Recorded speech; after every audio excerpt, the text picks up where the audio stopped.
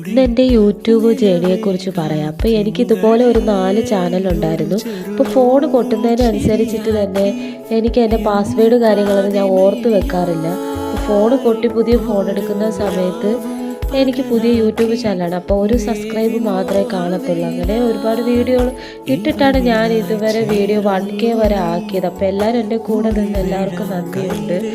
അപ്പോൾ ഇനിയും എന്നെ സപ്പോർട്ട് ചെയ്യുക. അപ്പോൾ ഇനി ഞാൻ എൻ്റെ വീട്ടിൻ്റെ കുറച്ച് ഡെക്കറേഷനും കാര്യങ്ങളാണ്. പിന്നെ എൻ്റെ അടുത്ത് കുറേ പേര് ചോദിക്കുന്നുണ്ട് യൂട്യൂബ് വരുമാനം കിട്ടിയിട്ടുണ്ടോ എന്ന്. ഞാൻ അധികം വീഡിയോകൾ ഇടാറുമില്ല.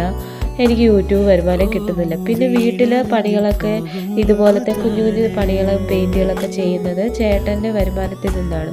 ജോലി കഴിഞ്ഞ് വരുന്ന ആ പൈസയിൽ നിന്നാണ് ഓരോ സാധനങ്ങൾ വാങ്ങിച്ച് പെയിൻ്റ് അടിച്ച് ആ വീഡിയോകൾ ഇടുന്നത്. അപ്പോൾ ഈ വീട്ടിൽ കുറച്ച് പണികൾ ഇനിയും ചെയ്യാൻ കുറേയേറെ പണികൾ ബാലൻസ് ഉണ്ട്.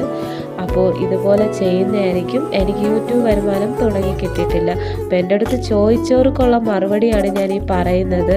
അപ്പോൾ വ്യൂസ് കിട്ടണം, വാച്ചവേഴ്സും എല്ലാം കംപ്ലീറ്റ് ചെയ്താലേ നമുക്ക് യൂട്യൂബിൽ നിന്ന് വരുമാനം കിട്ടത്തുള്ളൂ. അപ്പോൾ അതെനിക്ക് ഇപ്പോഴാണ് അറിയാമെന്നുള്ളത്. അപ്പോൾ എൻ്റെ അടുത്ത് ചോദിച്ചവർക്കുള്ള ഒരു മറുപടിയാണ് കേട്ടോ.